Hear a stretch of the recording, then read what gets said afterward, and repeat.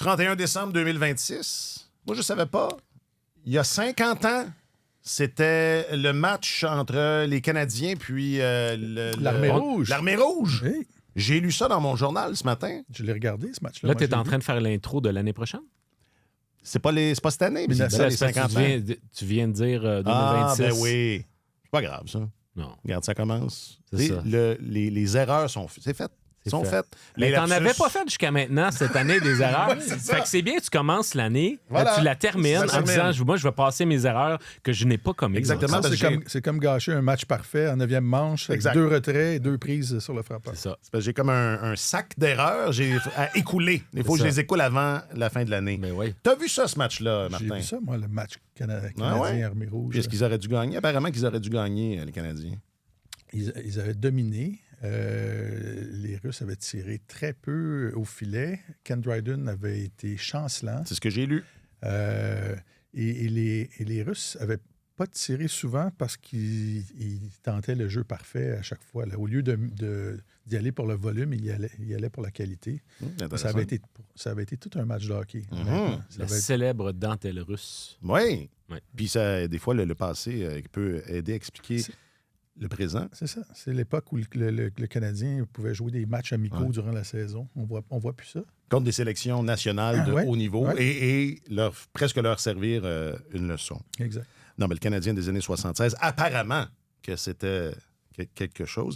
Non, moi, j'ai tout lu ça ce matin dans un compte-rendu de la plume de Pierre Foglia.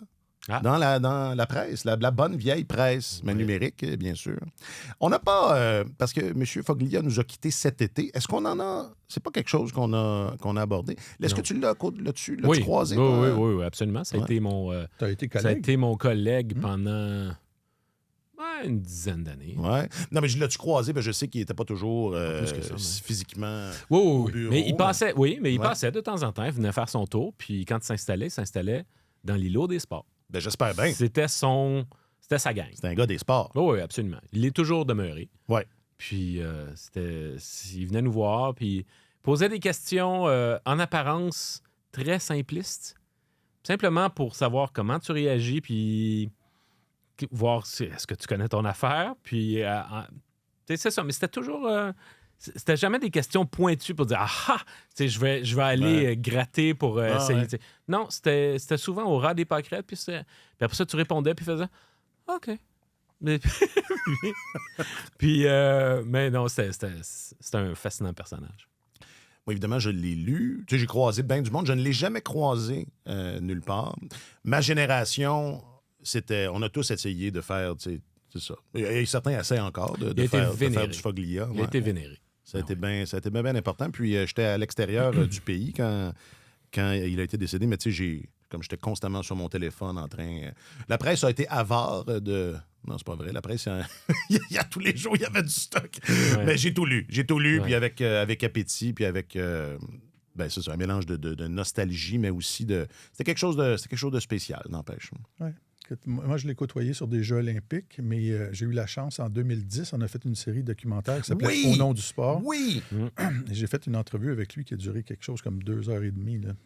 Et quand il est décédé, j'ai relu la retranscription de cette entrevue-là, puis je la garde, là, mais c'était tout un personnage. C'était très impressionnant. Puis on le voyait et on l'entendait, c'était spécial. Là. C'est ça, il y a ces archives télévisuelles-là de lui, mais il n'y en a pas. Non, c'est ça, beaucoup, il était très avare. Il n'aimait pas ça faire de la télévision. Alors, ça avait été un exploit, de le convaincre de faire ça, mais de jaser de sport pendant 2h30 avec lui, ça a été très particulier. Ouais, j'imagine. Il y a aussi un document, j'imagine, qui est disponible. Vous connaissez la série Ce midi à la table d'à côté, une série de Radio-Canada, où est-ce qu'il y a deux... avec donc Pierre Foglia et Pierre Falardeau. Oui. Ça, là, si vous n'avez pas... si vous pensez que c'est bon, là, ce qu'on fait, là, c'est de la boîte à côté. Oui, absolument. Salut. Pourquoi on se rencontre aujourd'hui? Est-il arrivé quelque chose? Oui, c'est ça. Ouais. Comment ça, le 31 décembre? Je vais te le dire, Martin, parce qu'on a la liste. OK. On a la liste. Est-ce qu'on a les droits? Oui, voilà. On a les droits aussi. C'est rare. On les a jamais, mais là, on les a. Alors, on a la liste. Mais sinon, côté Montréal, revoici Samy et le Canadien qui termine l'année sur une bonne note. C'est un tellement hockey réactif, mais épisode 452.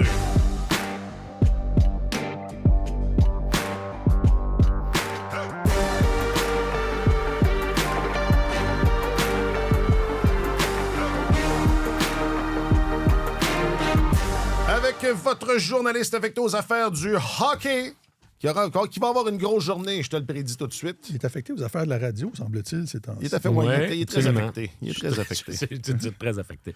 Exactement. Le temps des fêtes, ça m'affecte. Ben, on peut comprendre. Il s'appelle Marc-Antoine Godin. Oui, allô, merci de le Marc-Antoine. préciser. Bonjour, Marc-Antoine. Bonjour, messieurs. Et il est votre chroniqueur principal au service des sports et il va être occupé quand même aussi aujourd'hui. Il s'appelle Martin Leclerc. Salut, Martin. Messieurs, bonjour. Et bonne année. Moi, je finis ça puis je m'en vais magasiner. C'est bien. Je serai pas très occupé. Je m'appelle Alexandre Coupal.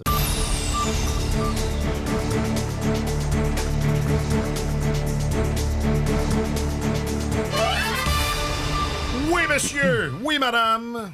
On a la liste. Et on a les droits. Et on a les droits. Et on s'en privera pas, ça arrive pas. Et pour pas je pense pas. Et pour très cher.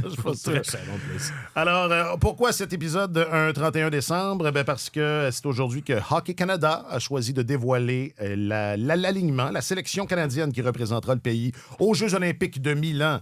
Compte à rebours dans moins de 40 jours, dans une grosse trentaine. Alors, je vous épargne la longue nomenclature. Vite, on peut dire la brigade défensive, c'est les mêmes appelés que lors du tournoi des Quatre Nations. Il y a des changements au niveau des gardiens de but, évidemment. Il y a seulement que Jordan Bennington qui est là. Darcy Quamper et Logan Thompson vont remplacer Aiden Hill et Samuel Montembeault. Et sinon, c'est au niveau des attaquants qu'il y a quelques changements. Il y a 3 attaquants qui étaient là aux Quatre Nations qui n'y sont pas. Il y a 4 joueurs qui n'étaient pas là qui vont être à Milan parce qu'il y a un joueur de plus là, dans le groupe d'attaquants. Et il y a Nick Suzuki, qui a donc fait la coupure, qui a percé cet alignement-là. Mais sinon, les nouveaux, Tom Wilson va être là, Borvat va être là, et Macklin Celebrini en tant que représentant de la jeunesse. Parce que, oui, il y a, comment dire... c'est le ministre de la jeunesse. C'est le mot, oui, c'est l'aile jeunesse, oui. C'est le cas de le dire. Parce que sinon, c'est une assez vieille équipe. On aura l'occasion de pérorer là-dessus, mais il faut un mot sur... commençons avec Nick, je pense. Et ça va être ma blague, là, je vous le prépare psychologiquement. La seule représentation québécoise dans cette équipe-là, parce que bon sang, c'est un contribuable québécois, alors ça compte. Mais reste que ça a été un peu la question des dernières semaines, des derniers mois. Est-ce qu'il y en a fait assez? Il y en avait fait assez. Ça, il n'y avait pas de doute là-dessus. Ben moi, ce que je trouve impressionnant d'une certaine manière, c'est qu'à chaque fois que des dirigeants d'Équipe Canada, que ce soit Julien Brisebois, Don Sweeney ou Doug Armstrong, se présentaient au Centre Bell pour épier, entre autres, Nick Suzuki. Suzuki, ça ne sortait pas ses meilleurs matchs. Ça a été frappant. Ouais. Et malgré ça, on dirait que tout le reste de son bagage, de son catalogue, a parlé pour lui et fait en sorte que ça a quand même convaincu les dirigeants de l'équipe. Puis c'était pas gagné d'avance. La compétition était forte. On a souvent parlé du fait qu'il y avait suffisamment de bons candidats pour former 2 équipes. Et une fois que tu as placé dans ton top 6 des gars comme McKinnon, McDavid, Crosby, etc., mais il faut que les autres, pour qu'ils remportent qu'ils méritent leur place, ils doivent être capables d'être polyvalents puis de remplir d'autres missions. Puis je pense que c'est là où Suzuki, de même que Bo Horvat, se distinguent vraiment, c'est dans leur capacité à pouvoir être utilisés à toutes les sauces, remporter des mises en jeu, jouer en infériorité numérique, jouer à l'aile si c'est nécessaire. Alors, je ne sais pas quelle sorte de rôle attend Suzuki. Peut-être qu'il pourrait être un de ceux qui va commencer le tournoi sur les lignes de côté, sait-on jamais. Mais il méritait d'être là, puis je suis bien content pour lui. Martin, est-ce que c'est UTTS un drame s'il avait été ignoré? Écoute, c'est quoi? C'est le 8e meilleur marqueur de la Ligue depuis le début de l'année 2025. Ça a été une année exceptionnelle pour lui. Je pense que dans le dernier droit de la saison dernière, il a vraiment montré aux dirigeants de la Ligue nationale qui étaient rendus là. Il a transporté son équipe jusqu'aux séries éliminatoires. Il a tous les outils. Je ne veux pas tout redire ce que Marc-Antoine a dit, mais tu peux insérer Nick Suzuki n'importe où dans ta formation, autant dans un rôle défensif qu'offensif. Et en plus, c'est un leader. Tu regardes le nombre de gars qui sont des leaders dans leur équipe. C'est très important aux yeux des sélectionneurs de Hockey Canada d'avoir du leadership dans l'alignement. Et c'est ça, Nick Suzuki en est un. Alors, moi, je pense qu'il méritait sa place. Tu compares avec les gars qui ont été écartés. Là, Seth Jarvis, c'est un très bon joueur de hockey, mais... Je ne veux pas dire unidimensionnel, mais il y a moins de dimensions que Suzuki. Puis Travis Konechny, à mon sens, c'était pas démarqué. Tu me donnes le choix entre Konechny, place sur le marché, Konechny ou Suzuki demain matin. Personne n'hésite. Ouais, c'est ça. Konechny, je pense qu'il était vulnérable dès le départ. On s'attendait à ce qu'il soit remplacé. Là. L'équipe n'allait pas être intacte par rapport à la confrontation des 4 nations. Puis lui, il y avait une cible dans le dos dès le départ.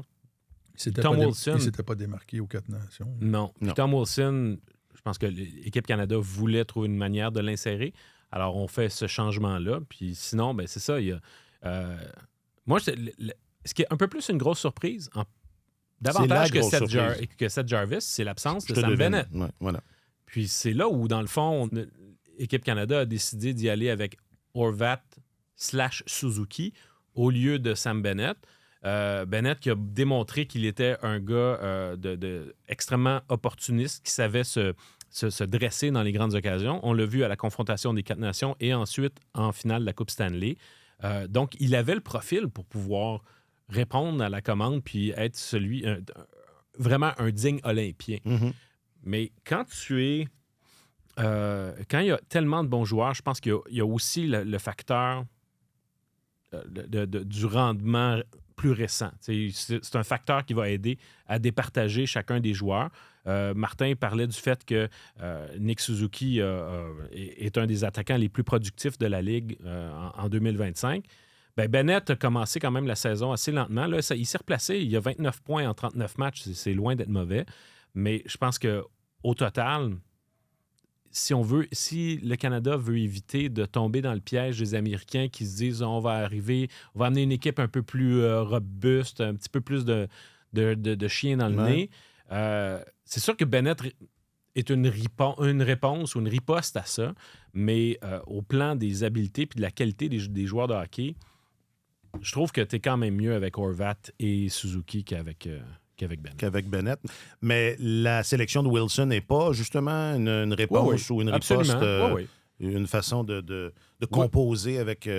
Oui, mais ce qui est beau dans le cas de Tom Wilson, c'est qu'avec les années, il a démontré qu'il n'était pas seulement ça. Au départ, c'est un joueur... Dans ses premières années, c'était un joueur qui était extrêmement indiscipliné, qui était suspendu constamment. Mais là, c'est devenu le premier marqueur de son équipe. Puis c'est un gars qui est accompli. Alors, c'est des Tom Wilson dans le hockey, il y en a juste un.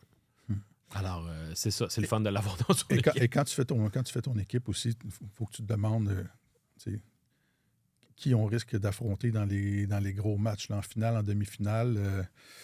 Moi, je pense qu'il a été choisi pour jouer contre les Américains. Tom Wilson. Oui, c'est ça. Il va être là. Parce que la Lettonie... c'est ça, non, je pense pas. La Lettonie ou la Slovaquie, je pense pas que tu as besoin de Tom Wilson, mais... les Américains ont montré qu'ils étaient enclins à jouer cette carte-là au défi des 4 nations. La patinoire, rappelons-le, va être un petit peu plus petite à Milan, légèrement, là, mais quand même. Moi, je me suis fait parler là, dans le temps des fêtes. Là, la patinoire, qu'est-ce que... Là, les nerfs, là, la patinoire. Et autant, tu regardes la présence de Parayko est de retour, Sanheim est de retour... Il y a de la lourdeur. Il va y avoir de la lourdeur parce qu'il y a peut-être du hockey lourd qui va devoir se jouer, mais c'est pas une honte. C'est pas une honte que Tom Wilson soit là. C'est un très bon joueur de hockey. Absolument. Ouais. Mais faut-il... Jacques-Alexis disait avant qu'on enregistre, Sam Bennett, il doit être de mauvaise humeur là, ce matin parce qu'il avait joué un rôle important aux 4 nations. Je veux bien, là... Puis là, c'est ça. Si on fait... Tu dis, Marc-Antoine... l'un à la place de l'autre. Moi, je trouve qu'il y a des joueurs dans qui sont là dont les places sont absolument pas, comment dire, ils n'auraient pas été là, puis ça aurait été moins Là, tu penses bizarre à que l'absence Anthony de Sam Bennett. Cirelli. Je pense à Cirelli, je pense un peu à Mark Stone aussi. Ouais. Je pense pas mal à ces deux-là. Tu sais, je veux dire, honnêtement, c'est plus étonnant que Bennett soit pas là que si un de ces deux-là avait été absent. Ça a-tu l'allure, cette phrase-là? Tout à l'heure, quand on parlait de jouer des rôles, entre autres, plus défensifs, il y a entre autres, qui va jouer en infériorité numérique? Mark Stone est capable de le faire très bien. Mitch Marner est capable de le faire très bien.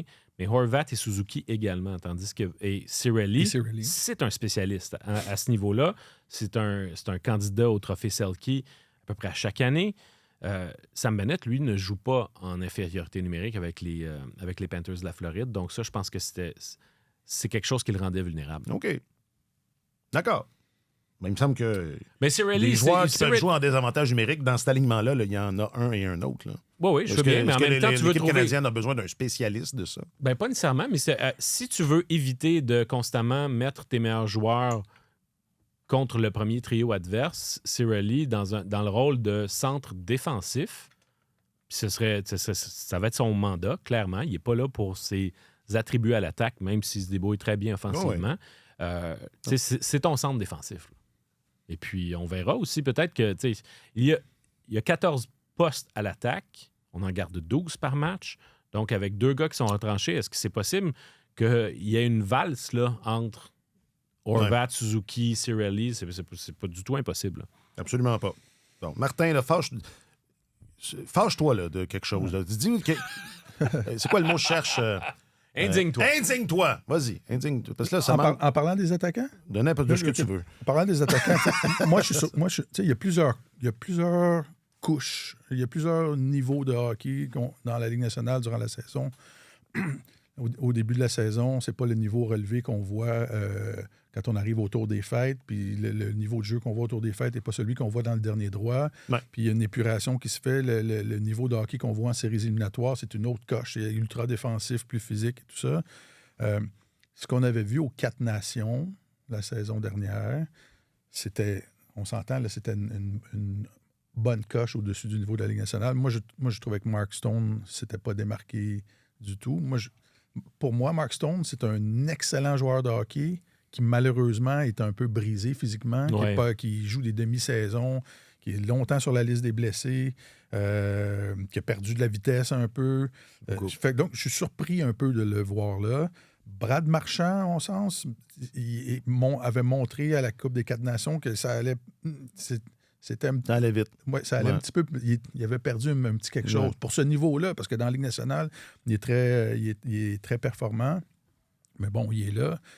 Il fera pas mal à l'équipe, à moins qu'il agisse stupidement comme il l'a fait dans le match du Canadien contre les Panthers hier. Le match du centre, ce qui est possible. Hein? Ce qui pourrait arriver. Là, ce qui est possible. Moi, ce sont les 2 surprises pour moi. Moi, ce que je trouve ahurissant ce qui me jette par terre, ahurissement! C'est la présence de Jordan Binnington parmi les gardiens. Ouais. C'est épouvantable que ce gars-là ait été choisi. La saison dernière, il n'y avait pas d'affaire là d'un point de vue statistique.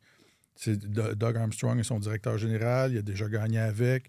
Puis, techniquement, c'est pas un gardien qui est extraordinaire, Binnington. Il a la réputation d'être bon dans les grands matchs, mais jusqu'où ta réputation peut-elle t'amener?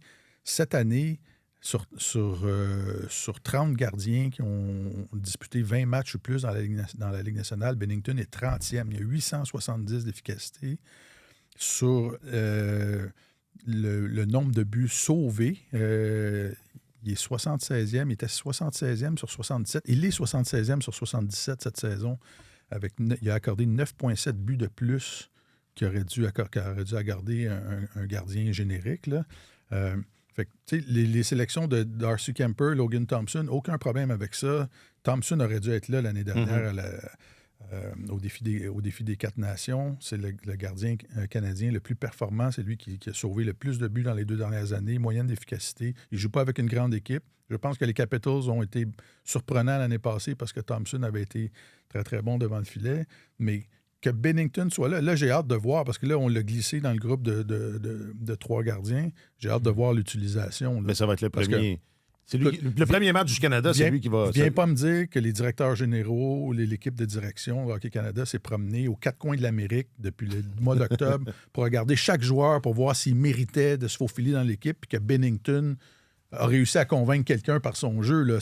C'est absolument Ça pas tient vrai. pas. Ben non, parce que Ça Samuel Montembeault a perdu son poste à cause d'une première moitié de saison misérable, puis honnêtement, Bennington n'a pas été meilleur que lui. Là. Fait que, sauf que, on dirait qu'il y avait... Son Immunité. poste était assuré. Il y Immunité. avait une immunité. Puis c'est drôle parce que, tu sais, on dit, ben là, il est là parce que quand ça compte vraiment, il se dresse, puis il fait le dernier arrêt, puis on l'a vu encore à la confrontation des 4 nations. Puis ça l'immunise contre à peu près tout. Mais ça, est-ce que ça veut dire, suivant cette logique-là, qu'il va être quand même le gardien numéro 1 du Canada? Et s'il ne l'est pas parce que Logan Thompson lui est supérieur, à partir du moment où il se retrouve adjoint, ben, tout cet argument-là, toute cette logique-là, elle tombe. Vas-y avec les plus méritants. Sauf que, tu parlais de Cirelli qui il bénéficiait d'un billet favorable de la part de l'entraîneur-chef, de la part d'un des principaux dirigeants, Julien Brisebois. Le Lightning est bien représenté. Oui, absolument. Mais c'est la même chose avec Jordan Bennington. Et c'est toujours comme ça. Il ne faut pas non plus. Là. Puis c'est un peu normal là, jusqu'à un certain point. Oui, c'est ça. Je veux dire, les dirigeants vont Mais choisir... ça, c'est anormal. Spécifiquement, Cirelli, probablement. Si Cirelli, tu regardes son jeu, il n'est pas parmi les derniers de la Ligue nationale à son poste. Là. C'est renversé. Ça se demandait. J'ai juste un mot, c'est renversant. Mais là, est-ce que... Parce que moi, si c'est Bennington qui amorce le tournoi, je ne serais pas surpris. Je sais pas. C'est parce que si on suit la logique... Ben oui, je pense que c'est lui qui doit perdre son poste. Ils vont dire exactement... Ben ouais, c'est ça. Je veux dire, le dernier match que le Canada a joué, entre guillemets, c'était la finale des 4 nations. Ils l'ont gagné, puis c'était Bennington devant le filet. Fait que là, il est là. Tu sais, s'il n'est pas sélectionné, tu dis, OK, on repart en 9, puis on repart à 0. Mais... Enfin, et j'ai l'impression que ça va nous tenir occupés à Milan. Ben, j'ai l'impression que ça va être un sujet récurrent. Ben, tu sais, aux Jeux olympiques, à l'époque, il y avait eu... Martin Brodeur avait commencé un tournoi olympique qui avait été remplacé par Roberto Luongo. Par la suite, Roberto Luongo avait commencé un tournoi olympique qui avait été remplacé par Carey Price. Fait qu'à un moment donné, on ouvre la porte que si jamais le rendement n'est pas optimal, on va passer au suivant. Alors, ça peut très bien se produire cette fois-ci. En fait, je serais surpris que ça n'arrive pas. Voilà. Mais il ne devrait même pas être en uniforme. Il ne devrait même pas être à Milan. C'est un gagnant. Jusqu'où tu peux t'appuyer sur la réputation? Parce que, écoute, si on fait une équipe de réputation, là, l'alignement est pas mal différent. Là. Mais pourquoi ce poste-là qui est le poste clé? Ouais, mais c'est pas le poste clé au Canada en ce moment. Là, je m'excuse, mais c'est pas comme si on avait... fort. Ben non, on n'avait pas une multitude de gardiens puis tu dis, my God, il a été préféré à telle super vedette et à tel autre futur membre du Temple de la Renommée. Là. Je sais pas, mais cela étant dit, je suis d'accord avec toi, il n'y a pas d'affaire là, mais c'est zéro surprenant à mon sens. Cette phrase-là, c'est important de l'entendre quand la sélection est annoncée. Il n'y a pas d'affaire là. C'est comme utilisez-la le plus. Là, s'il gagne la médaille d'or, écoute, puis même s'il gagne la médaille d'or, ça veut dire qu'il l'aurait gagné avec un meilleur gardien aussi devant le filet. Là, avec le gardien générique là, de la statistique. Avec le goaler en carton. C'est ça. Le shooter-tooter. C'est ça. Ouais, mais écoute, en même temps, il nous a fait mentir à la confrontation des 4 nations. Il est capable de faire la même chose aux Jeux olympiques. Ça va être un sujet quotidien à Milan. Puis après ça, Doug Armstrong va se balancer sur sa galerie en bois, et puis il va dire « Je vous l'avais bien dit ». C'est ça. D'accord. Je note Bennington à tous les jours, à compter du... C'est quoi, le 8? C'est quand on commence, le 8, le 7 février? Dans ces eaux-là. Et on parlait tantôt des joueurs qui ont été tassés ou ignorés. Là. J'ai fait un petit retour en arrière. J'ai regardé les joueurs qui avaient été ignorés en 2014. Oui. Martin Saint-Louis avait été mis de côté. Oui. Il avait été appelé en... C'est pas le meilleur marqueur de la Ligue à ce moment-là. Il avait été appelé en relève. Tout le monde me disait que c'était scandaleux qu'il n'ait pas été choisi, mais il avait 38 ans. Et Steve Yzerman avait dit « on veut une équipe plus jeune, on veut de jeunes jambes. » Mais là, tu regardes Sidney Crosby à 38, Marchand à 37, Drew Doughty à 36 ans, 36-37 ans.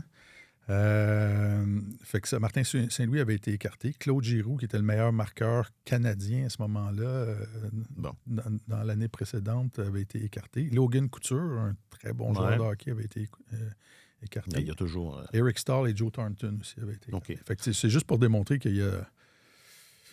Tu sais, c'est un alignement qui est très difficile à percer. Oui. Et c'est ça. Ça avait laissé, je pense, des traces chez le Lightning de Tampa Bay que Martin Saint-Louis soit écarté, d'ailleurs. Ah oui, absolument. Ouais, ça a mené à son départ. Ouais. Exact. Mais c'est vrai que Mark Stone, juste revenir rapidement, c'est un peu étonnant. Lui aussi, je pense qu'il a un aspect réputation dans sa sélection. À son mieux, c'est un grand joueur de hockey qui mérite d'être là. Mais effectivement, quand Martin parlait de jouer des demi-saisons, ça affecte. Là. C'est un gars qui est très, très usé. C'est Tiger Woods après sa 4e opération dans le dos, là, sur 7. Ouais. C'est ça, il est à mi-chemin. il est à moitié. OK. Marc-Antoine, je ne voulais pas t'interrompre. Non, ça va. Okay. Dans le fond, ça sert à rien qu'on... Je voulais revenir sur Mark Stone pour dire que Martin avait raison. T'es fin. Mais, tu sais, on s'entend, là, mais c'est l'équipe canadienne... Mais oui. C'est ça. Ben non, mais il y a une... À l'attaque, c'est redoutable. Oui. Puis il manque personne. Là. Tu as fait Giroux, Saint-Louis la dernière fois, en 2014. Il n'y a pas de ça cette année. Il n'y a personne. Qui manque là, dans cette équipe-là qu'on fait? Ben, je pense que Connor Bedard aurait pu a suffisamment bien joué avant sa blessure pour pouvoir mériter sérieusement en considération. Alors... là, il y a un aspect, tu disais que tout à l'heure que l'aile jeunesse allait être représentée par Macklin Celebrini. Je pense que Connor Bedard aurait quand même mérité d'être là. Mais je pense qu'il y a aussi un côté gestion. Tu sais, quand Martin parle de leadership, au moment où les émotions sont en ébullition, que c'est important que tout le monde garde son calme, c'est là où des fois avoir des vétérans qui connaissent le tabac, qui sont déjà passés par là, puisse prendre une grande respiration puis aider à calmer le groupe. Mark Stone va peut-être aider à ce niveau-là, tandis que Connor Bedard, peut-être, lui, serait plus effervescent, plus fébrile. Ça a ses avantages. Puis, je suis certain qu'on va le voir dans les Alpes-Maritimes dans 4 ans. Oui. Mais c'est ça. Je pense que lui, s'il y a un absent principal, c'est lui. Mark Scheifele, c'est prolifique marqueur, il n'y a aucun doute là-dessus. Sauf que c'est un gars qui est pas très doué défensivement. C'est clairement un joueur de centre. Il a moins de polyvalence que Horvat et Suzuki parce qu'il joue pas à l'aile. C'est purement un joueur de centre. Donc, même si, au plan statistique, il aurait mérité sa place, le chemin était plus étroit pour qu'il puisse obtenir sa place au sein de cette équipe-là. Okay. Et c'est ça. Oublions pas l'aspect défensif. Là. C'est... La priorité, quand tu t'en vas dans un tournoi comme ça, c'est est-ce qu'on va être étanche défensivement? Est-ce qu'on va être capable de fermer la porte? 2014, le Canada a accordé 3 buts en 6 matchs à Sochi. C'était probablement la meilleure équipe défensive de tous les temps, même s'il y avait un paquet de vedettes offensives dans cet alignement-là. Il peut se passer n'importe quoi dans un match de hockey. Et une rondelle déviée, une erreur du gardien, une mauvaise remise derrière le filet. La Lettonie est passée très près de battre le Canada au jeu de Sochi parce qu'il y avait un gardien qui jouait le match de sa vie. Fait que c'est ça. Et tu regardes cet alignement-là, la position de gardien, on n'a pas de futur membre du Temple de la Renommée devant le filet. La brigade défensive est très bonne, mais il faut garder en tête, c'est ça. La priorité, c'est de bien jouer défensivement, puis les quelques super vedettes qui sont dans l'alignement sont supposés faire la différence. Puis, rappelez-vous aussi qu'à Sochi, puis même, en fait, dans les jeux précédents, Sochi également, il y avait cette obsession d'avoir un équilibre, avoir des gauchers et des droitiers, puis que ce soit bien partagé. Mike Babcock, c'était un tenant de ça. Et c'est pas le cas, là. Parce que là, il y a 8 défenseurs qui sont là, puis il y a seulement 2 gauchers. Non, excusez-moi, il y en a 3. Il y a Doughty, Makar et Perico. Donc, ça aide à identifier ceux qui sont à peu près Sûr assurés d'un poste régulier. Shea Theodore et Travis Sanheim me semblaient un petit peu plus vulnérables pour pouvoir être remplacés. Mais en même temps, je pense pas que Evan Bouchard, malgré ses prouesses en offensive, était un candidat. Non. Pour la raison que Martin explique, non. c'est que c'est un gars c'est une boîte à surprise au plan défensif. Il commet de graves revirements à l'occasion, des crampes au cerveau qui peuvent mettre son équipe dans le pétrin. Je pense qu'il était trop à haut risque pour pouvoir être retenu au sein de l'équipe canadienne. Mais quand même, je pense pas non plus que Noah Dobson a été considéré si sérieusement que ça. Il est bon depuis le début de la saison avec le Canadien, mais est-ce qu'il en avait... Manifestement, il n'en avait pas fait suffisamment. Il y a la recrue Matthew Schaefer, par exemple, qui aurait pu venir mêler les cartes, mais là, ça aurait été très audacieux. Il aurait été... Je pense qu'il serait devenu l'un des plus jeunes, sinon le plus jeune hockeyeur olympien canadien à seulement 18 ans et des poussières. Il est devenu le défenseur numéro 1 des Islanders de New York dès son arrivée dans la Ligue nationale. Puis, moi, je pense que ça aurait été arrogant de le placer dans l'alignement. Arrogant? Oui. Dans quel sens? Dans le sens, écoute... On est tellement bon qu'on peut se permettre de mettre un adolescent. Tu sais, c'est ça. C'est beau, il est très bon. Là, on arrive à la mi-saison de sa première année dans la Ligue nationale. Il n'a jamais joué en séries éliminatoires. Il n'a jamais joué dans ce type de niveau-là, encore plus élevé que le niveau de la Ligue nationale, où il faut minimiser les erreurs, où il faut avoir de la répétition. Ça aurait été un honneur incroyable pour lui, mais en même temps, je pense qu'il faut respecter les gars qui sont là depuis un bout de temps, puis qui ont fait les grosses batailles, puis qui ont fait leurs preuves. Là. Et je lui enlève rien à Schaefer. Il y a un talent. Il va être là à Paris. Comme je trouve que c'était pas une insulte de ne pas choisir Sidney Crosby après une demi-saison dans la Ligue nationale. C'est la même chose. Je pense que c'est la même chose. Non, puis tu parlais de Bédard qui va être là dans 4 ans. Je pense qu'on peut dire, à moins d'une catastrophe, je pense qu'on peut dire la même chose de Schaefer. Ouais. OK, un mot. Êtes-vous content? Est-ce que êtes-vous content? Oui. Est-ce que c'est bon? Est-ce que c'est bon? C'est une bonne équipe. C'est bon? C'est bon. Est-ce qu'ils vont gagner? Est-ce qu'ils vont gagner? Non. Non, mais on va arrêter de... j'ai déjà été plus choqué, ou enfin, il n'y a pas tant matière, je trouve, à dire. On n'entendra pas beaucoup, il n'y a pas d'affaires là. Non, écoute, leur groupe d'attaquants est redoutable. C'est vraiment... c'est un groupe qui a été optimisé. Je trouve que c'est une formidable machine de hockey qu'on risque de voir à l'attaque. Mais en défense et devant le filet, c'est pas un groupe qui est aussi dominant que ce qu'on va voir du côté américain. On le sait que les gardiens de but américains sont meilleurs que ceux du Canada. Mais je trouve que leur groupe, la ligne bleue aussi, a tendance à avantager les Américains. Ça transporte davantage la rondelle. Je trouve qu'il y a plus d'attaques qui va être générée à partir de la ligne bleue du côté des Américains. Puis on verra là, pour ce qui est de l'état de santé de Jacob Slavin rendu là, mais ils ont aussi des gars qui peuvent jouer le rôle de défenseur étanche. Là, puis à choisir entre Parayko puis Slavin, je pense que je prendrais Jacob Slavin, personnellement. Mais c'est ça. Sauf que tous ces gars-là savent ce qu'ils doivent faire. Ils connaissent leur rôle, puis il s'agit de savoir qui va le mieux exécuter. Parce que sur papier, le Canada a l'air d'une équipe qui va marquer 8 buts par match, ça n'arrivera pas. Finalement, ça va être des matchs à bas pointage plus on va avancer dans le tournoi. Très bien. Penses-tu, Martin, parce que Marc-Antoine a laissé, du moins moi, il me l'a dit avant qu'on enregistre aussi, mais il a donné l'impression un peu de son opinion là-dessus, mais tu pourras renchérir. Suzuki, est-ce qu'il va avoir un rôle important? Va avoir un rôle, à ton avis? Ou ça reste... c'est loin d'être acquis? Écoute, s'il commence comme 13e attaquant, je serais surpris qu'il soit à la fin du tournoi. OK. C'est ça. Moi, je pense que sa place dans l'alignement régulier, là, puis il va bien remplir. J'ai hâte de voir aussi, il y a de bonnes probabilités. Il reste un mois de hockey à jouer dans la Ligue nationale. Là. Il y a peut-être des blessures qui vont survenir. Peut-être que Sam Bennett va être là. Sam, c'est ça. Là. Au bout du compte. Mais c'est ça. Il arrive toutes sortes de choses dans un tournoi comme ça. Et il faut que, une fois que tu es arrivé sur le site des jeux, il faut que tu t'arranges avec ce que tu as sous la main pour pour colmater les brèches. Et Suzuki, écoute, il y en a du polyphylla là, dans son sac.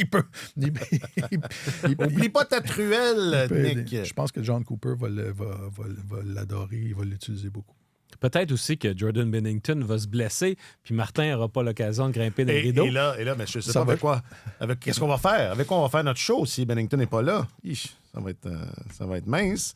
Non, mais c'est ça, j'allais dire à Sam. Hein, Sam Bennett, console-toi, là. C'est pas fini. Peut-être que, sait-on jamais, il peut encore se passer bien des affaires. Bon, d'accord. Autre chose, on a fait le tour. Avons-nous suffisamment réagi? Maintenant, j'ai hâte de voir l'alignement américain. Mais ça va être pour la semaine.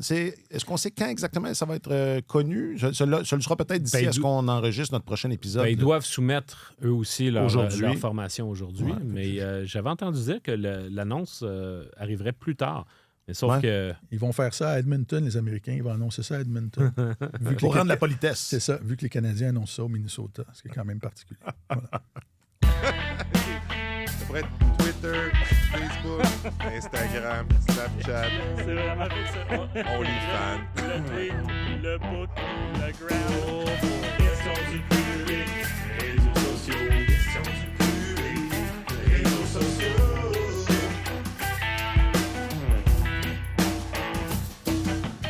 Questions du public, réseaux sociaux. En prévision de cette annonce aujourd'hui, on vous demandait via les réseaux sociaux de Radio-Canada Sport et du TikTok officiel de Tellement Hockey. TikTok. Et selon vous, qui sera l'invité surprise dans cette sélection canadienne? Alors, il y a quelques bonnes réponses sur le book. Vinette qui dit Tom Wilson serait la plus grosse surprise et idiotie en même temps. Oh! Ça joue dur. Oui. Sur le gram... Mine qui Va y dit... dire d'en face. Tom Wilson également, de Mine, pour Mine sur Ils n'ont Instagram. jamais vu ça aux Jeux olympiques, un gars étendu sur la patinoire après avoir reçu un coup d'épaule de Tom Wilson à la tête. Mais est-ce qu'il va jouer dans... Tu disais, il est là pour le match contre les États-Unis, mais est-ce que c'en est un candidat, ça, au poste de 14e, 13e attaquant? Non, je pense qu'il va être dans l'alignement. Je pense qu'il va peut-être sauter un match, mais ça va être un régulier, à mon sens. OK. Al Carrier sur, je ne sais pas si c'est Alexandre Carrier sur Instagram peut-être, qui dit Noah Dobson, un bon coéquipier. Mais Dobson, on faisait des blagues, si mettons, on parlait de blessures, là. On est à combien de blessures dans la brigade défensive canadienne de ceux qui ont été annoncés là, pour que Dobson soit considéré? Ah, ça, c'est une bonne. Ça, c'est bon, ça. À combien de blessures? Moi, je mesure toutes les choses en termes de combien de blessures. 2, 3, 4. Attends une seconde. Je vais te dire ça, 8. parce que là, c'est parmi ceux qui ne sont pas là. Là, on a mentionné Schaefer. On a mentionné Bouchard. Il y a également... qui est-ce qui serait pas là, non? Attends, j'avais... Mais nous, le petit thème, là, Jack, c'est bon. C'est le petit thème, là, vérification en direct. Là. Ah, voilà. Ah, ça, c'est bon, j'aime ça. Je pense que ce serait le troisième appel. Il est à 3 blessures d'avoir un... Oui, absolument. On va je pense que je pense qu'il devancerait Evan Bouchard. Je pense qu'Evan Bouchard, non. C'est pas une... Mais je crois que Schaefer serait nommé avant lui, puis je pense que Jacob Chychrun serait nommé avant lui. OK. Bon. Ça. 2, non, mais regarde, on ne souhaite pas de malheur à personne. OK, sur le Tube, on a le pré-retraité Marc-André Fleury, dont le nom est dans les rumeurs pour un retour. Je ne sais pas jusqu'à quel point. Mais tu sais, c'est tellement mince chez les gardiens de but avec cette équipe canadienne-là. Et sinon, sur le TikTok, il y a Jean-François Barrette qui dit Nick Suzuki. Bonne réponse, Jean-François! Le seul représentant québécois dans cette équipe canadienne, Nick Suzuki, un bon contribuable, résident du Québec. Bilingue, selon l'heure de la journée. Donc, voilà. Ah, quand même. Un petit mot sur le Canadien. Alors, combien de fois, et toi, Marc-Antoine, qui est la grande victime du lapsus dans ma vie, je dirais. Ouais. Combien de fois par jour on te débaptise? Ben, une fois par jour, en général. C'est déjà beaucoup En moyenne, trop, là. c'est 365 fois par année. Sur mon lieu de travail, Sur là, les lieux. soit par messagerie texte ou en ondes. En ondes, oui. Une fois J'en fois ai par été jour. coupable. J'en ai Absolument. été coupable à Ouais. l'occasion. Donc, j'allais dire combien de fois est-ce que pendant les Jeux, on dira le Canadien au lieu du Canada et vice-versa? Ah oui. Ça va nous arriver. Oui. Ça va nous arriver. Il faut pas. Ben, moi, je l'accepte. Mais t'as raison, c'est pas comme ça qu'on atteint l'excellence, en acceptant tout de suite la défaite. Mais regarde, c'est ça. J'ai pas gagné grand-chose non plus. Si on veut éliminer toute chance d'erreur, il faut dire les Canadiens. Voilà. Voilà. Et là, Ça, il y aura plus c'est jamais tout d'erreur. bon. Ouais. C'est tout bon. Alors, un petit mot sur les Canadiens de Montréal, ceux-ci, qui ont terminé l'année. Est-ce que ce match contre les Panthers, c'est une métaphore du Canadien de... Ça ressemble à plusieurs victoires que le Canadien a eues C'est cette beaucoup année. de ça. Donc, Oui. la métaphore étant... Ben, quoi qu'il n'y ait pas eu de mauvaise deuxième. Il manquait juste la mauvaise deuxième Oui. pour que la métaphore soit complète, mais on tire de l'arrière, bing-bang, 2 buts. Quand contre Tampa Bay. Contre Tampa Bay, là, Ça a été une belle remontée. c'est une belle sérieusement. remontée, Ouais. ça, ouais. J'ai beaucoup aimé le rendement de Juraj Slafkovský qui avait causé un but indirectement au Lightning. Puis il s'est bien repris par la suite. Il a dominé la troisième période. Il a pris l'équipe sur ses épaules. Puis face aux Panthers, c'est Nick Suzuki qui Voilà. clairement qui s'est élevé au-dessus de la mêlée. Ça a été un de ses meilleurs matchs depuis longtemps. 7 tirs au but. Tu l'as senti dangereux dès les premières minutes du match. Vraiment, ça a été une belle rencontre pour lui. Il y a eu 5 des 15 chances de marquer de l'équipe Suzuki dans le match, en incluant la prolongation. Oui, oui. Ça a été puis des poteaux, puis Ouais. des belles passes devant le filet pour Texier, pour Caulfield. J'ai bien aimé Texier sur leur aile. Il n'y a aucune alternative équivalente À à Slafkovský, Slafkovský sur évidemment, ce trio-là. évidemment. Mais Texier, avec les outils qu'il a, je trouve qu'il fait, somme toute, du bon travail. C'est dommage pour Zachary Bolduc, mais c'est trop en dents de scie. Des fois, on célèbre le fait qu'il vient de connaître 2 très bons matchs avec eux, puis il laisse voir de belles promesses, puis à un moment donné, ben, le manque de constance revient, puis fait en sorte que... Mais Caulfield et Suzuki n'ont pas joué du grand hockey non plus. Je Non. pense pas qu'il faut en faire. Non, c'est ça. Tu veux pas nécessairement blâmer Exactement. Bolduc pour les contre-performances de Suzuki et Caulfield. Là. C'est clair que les deux autres n'ont pas été, dans les dernières semaines, n'ont pas affiché le même niveau que lors des 2 premiers mois de la saison. Mais c'est pas... J'utilisais le terme optimal tout à l'heure. En ce moment, on n'a pas un rendement optimal de la part du premier trio. Fait que l'idée, c'est juste de... Avant le match contre les Panthers. Ouais, parce ouais. qu'ils ont eu... Là-dessus, Ils ont connu un c'est eux fort qui ont match. dominé. Ouais. Et Lane Hudson a eu un match exceptionnel aussi hier. Non. Le but de Cole Caulfield qui réduit la marque à 2-1, là, 32 secondes après le but qui aurait pu scier les jambes aux Canadiens. Caulfield a fait un bloc absolument génial sur le joueur qui poursuivait. Hudson. Hudson, oui. Ouais. Pardon, j'ai fait un lapsus. Hudson a fait un bloc absolument génial sur le joueur qui poursuivait Caulfield. Caulfield est arrivé seul dans l'enclave, a marqué. Et la passe que Hudson a fait en prolongation à Suzuki, on s'entend, Suzuki avait un filet ouvert, un filet vide devant lui. Et d'ailleurs, ça m'a surpris. Ça a probablement été la décision la plus étonnante de Martin Saint-Louis au cours des dernières semaines, de ne pas faire commencer l'avantage numérique par Hudson, de ne pas employer Hudson.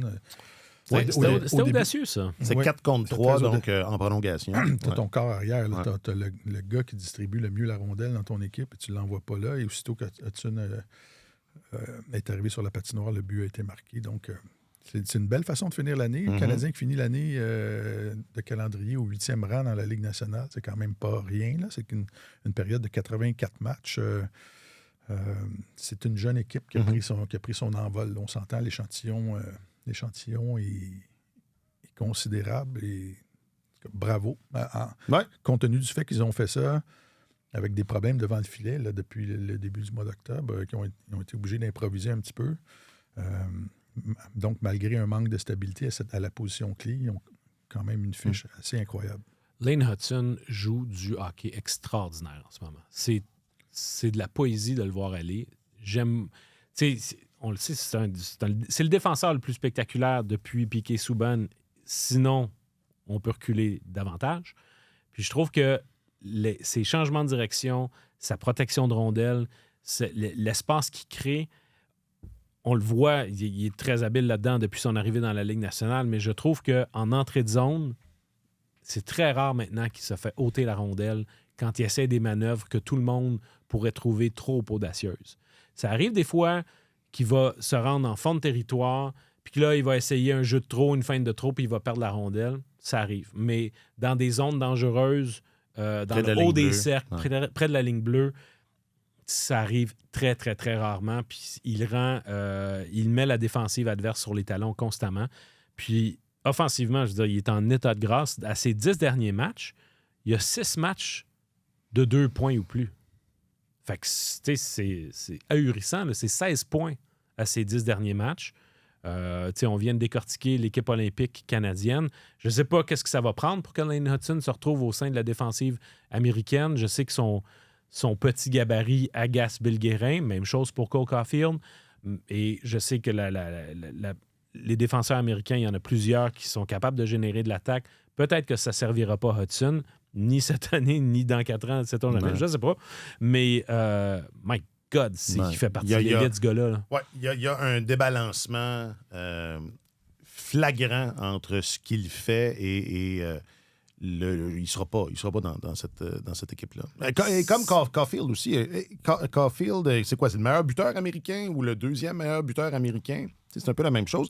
Et moi, autant dans le match contre la Floride que celui contre Tampa Bay, les 2 buts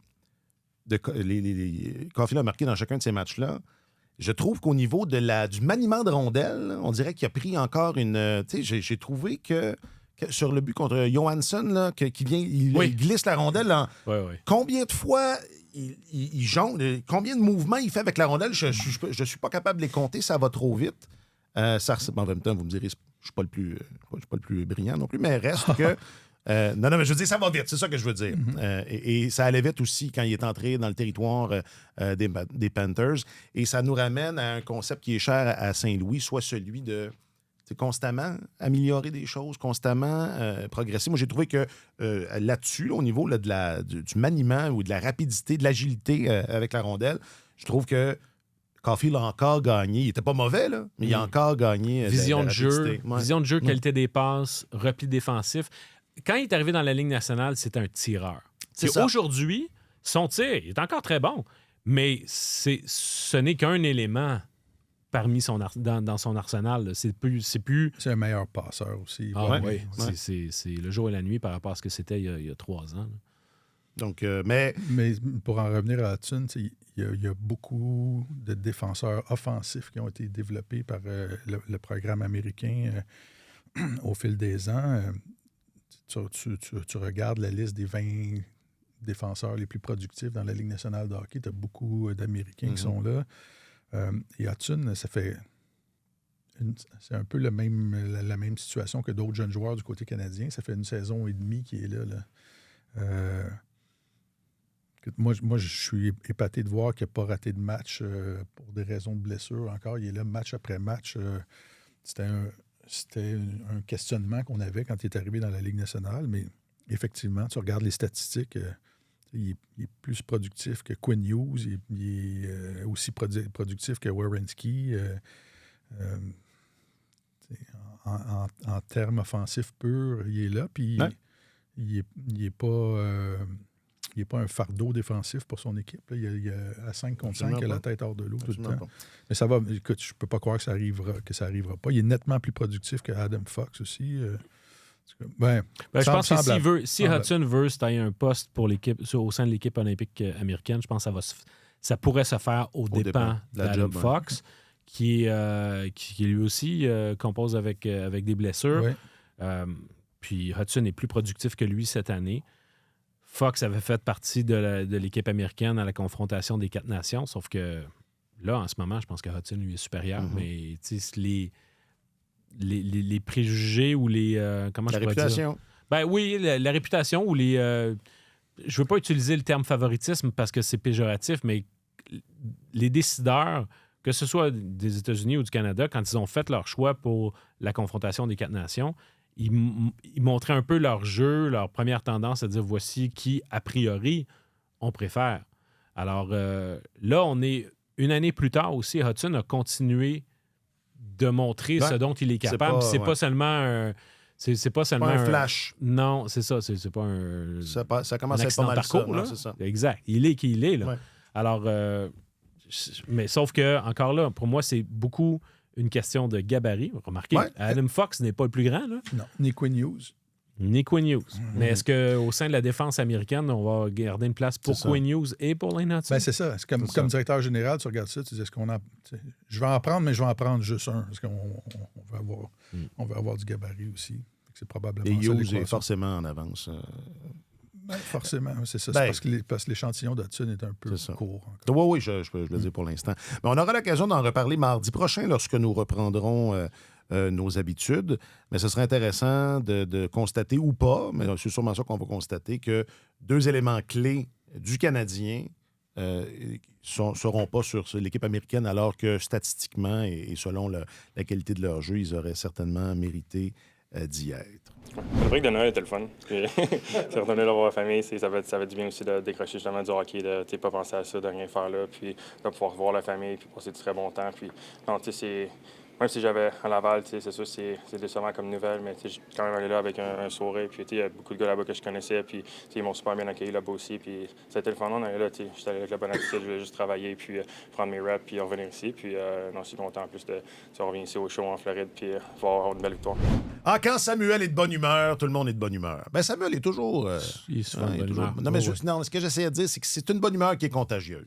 Et là, on l'entendait, puis on souriait. Montembeault, donc, après sa victoire contre les Panthers dans le match du mardi 30 décembre, évidemment, on ne peut pas faire autrement. Là. C'était l'histoire. C'était la grosse histoire. Et quoi, il y avait pas... C'était sa première victoire depuis le 28 novembre. Et il avait joué... bonne. Oui. C'était sa première victoire. Mais sinon, quoi, il a joué 2 matchs? Oui, puis c'est le premier départ depuis le 2 décembre. Et là. Fait que ça remontait là, quand même. Puis j'ai été très encouragé par ce que j'ai vu. Un match ne suffit pas à penser qu'il est de retour, parce que rappelons-nous qu'il avait très bien joué à Vegas, justement, le 28 novembre, mais par la suite, contre Ottawa, ça s'est très, très mal déroulé. À Tampa également. Contre Tampa, dis-je.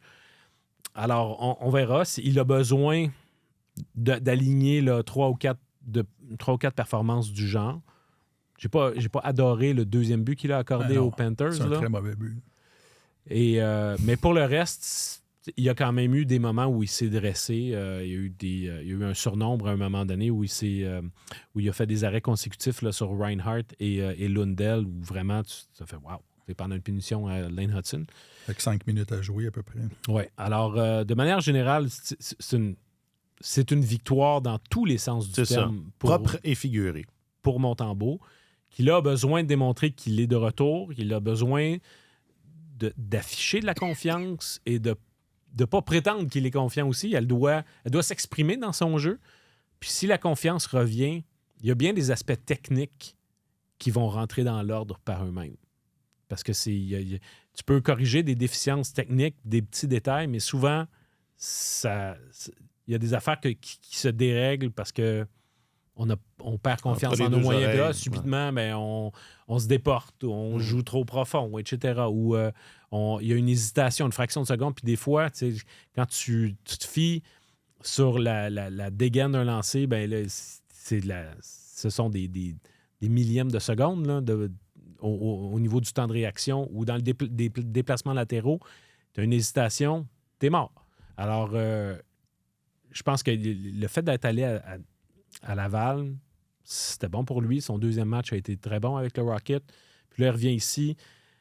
Il a bénéficié de plus d'un reset depuis le début de la saison, mais celui-là, souhaitons que ce soit le bon. Mm-hmm. Ouais. Ça va être intéressant de voir comment la direction du Canadien va gérer la situation. Je pense, lors du dernier balado qu'on avait fait, Marc-Antoine disait que ça sentait peut-être le ménage à 3. La confiance dans la Ligue nationale, ça prend du temps avant de l'acquérir, de la mériter. Puis ça se perd rapidement.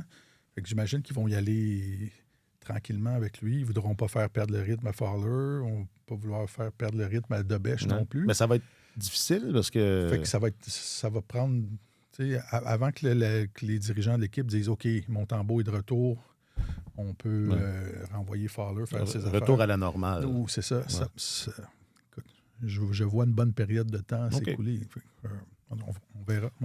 Ouais, moi, je pense pas que ça durerait nécessairement très longtemps. Le ménage à 3 va dépendre de savoir est-ce que Montembeault est de retour ou non. Mhm. S'il réussit à afficher des performances qui sont satisfaisantes, qui aident l'équipe à gagner, là, l'équipe peut se permettre de renvoyer Fowler à Laval. Puis, dans le sprint de fin de saison, si un de Montembeault ou de Bêche faillit, puis là, tu as besoin de peser sur l'accélérateur pour le dernier droit de la saison, puis le kid domine en bas, ben tu peux le ramener en fin de saison si le besoin est. Puis tu sais là, que si tu as besoin de lui dans la Ligue nationale, il est prêt. Alors, je pense que c'est quand même... Mais tu lui donnes du travail à quel rythme à Montembeault? Parce que là, c'est ça, il y a quand même... Moi, c'était...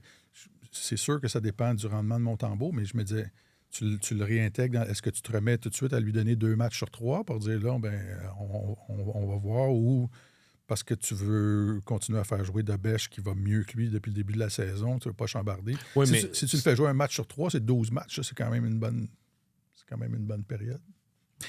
Il y a la gestion, c'est ça, des autres aussi. Ça veut dire que Fowler, s'il est là, il joue peu ou pas, ou enfin... je pense que si le Canadien veut aider son numéro 1 actuel, Montembeault, c'est encore le gardien de but numéro 1 dans cette organisation-là.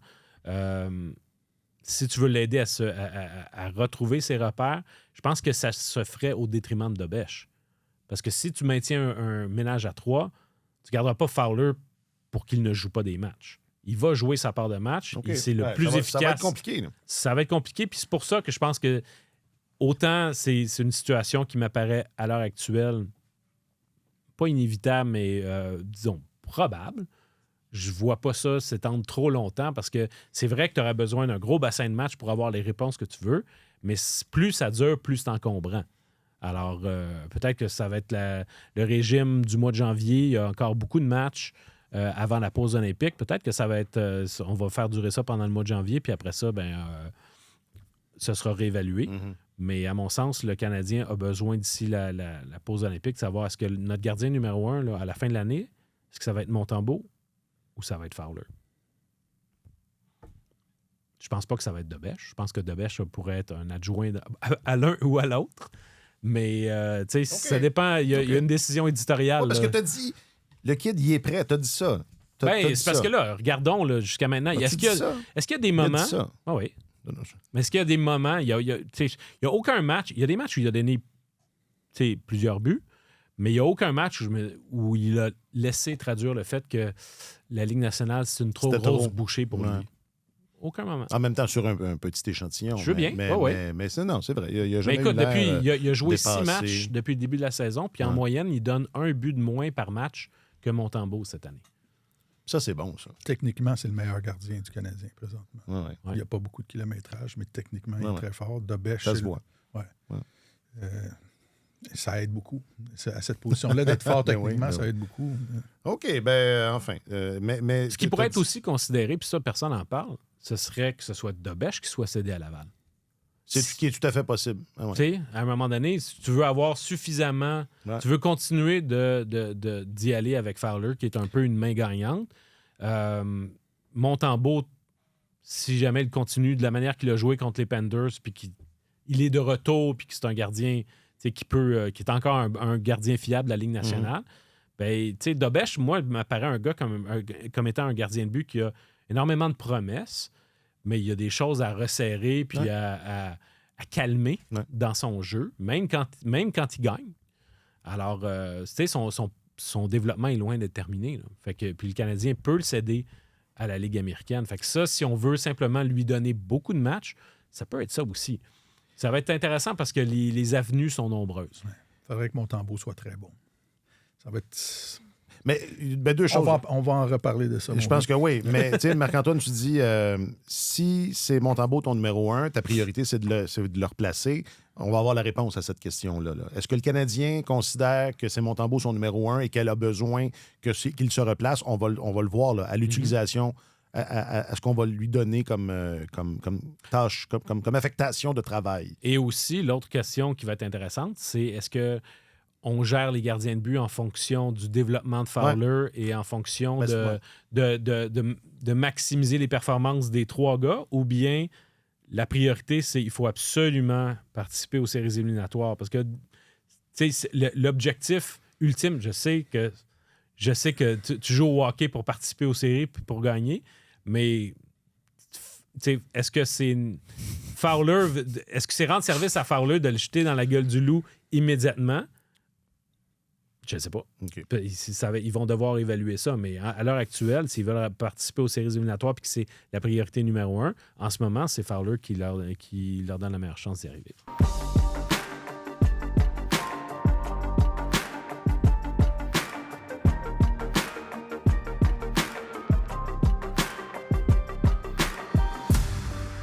Je suis très heureux de terminer l'année avec vous autres. Je pense pas qu'on a déjà... Je pense que c'est une première. C'est ça. Le 31 décembre. Dans la catégorie « Alex se souvient de rien ». Est-ce qu'on a déjà enregistré un 31 décembre? Je pense pas. Pas sûr. Je pense pas. Je suis content. Je suis content qu'on soit là, qu'on soit ensemble, de pouvoir vous offrir mes vœux de bonne année presque rendus. Alors, je vous en souhaite une bonne, les gars. Absolument. Toi aussi, mon vieux. Ainsi qu'à toute la famille et tous ceux qui nous écoutent. Ben oui. C'est vraiment un grand bonheur de passer des petits moments chaque semaine avec vous. J'y arrivais. Là. Ah, OK. Je suis désolé. Chuck Bonhomme, ouais. Je suis désolé. Bon, vas-y. Ramène ça à la maison. Un gros merci. Bon, donc, Marc-Antoine Godin, tu es notre journaliste affecté aux affaires du hockey. D'ailleurs, on t'ibère. Il faut que j'y aille. Faut que j'y aille, là, s'il t'attend. Martin Leclerc, tu pianotes. Yes. Le clavier t'attend. Oui. Tu es notre chroniqueur principal au service des sports. Merci beaucoup, les gars. Un grand merci à Jacques-Alexis Bernardin à la réalisation de Tellement Hockey. Merci, Jack. Une bonne année à toi et tes proches. Et bien évidemment, à vous tous et vous toutes qui cliquez, qui écoutez, qui commentez, qui embarquez dans nos niaiseries. Il y a beaucoup de... Ça renchérit beaucoup dans les commentaires là, sur le contenu gratuit, puis le trèfle jusque dans le genou, puis... Ça nous fait vraiment, c'est vraiment le fun de vous savoir là. Alors, on vous en souhaite toute une en 2026 à vous tous et à vous toutes, à vos proches, à ceux qui écoutent les autres, même ceux qui écoutent les autres balados. Non, mais j'étire pour que Marc-Antoine soit à la course. Let's go! Non, mais merci beaucoup, puis une bonne et heureuse année à vous tous et à vous tous. Sur tous les terrains et sur tous vos appareils, Radio-Canada Sport.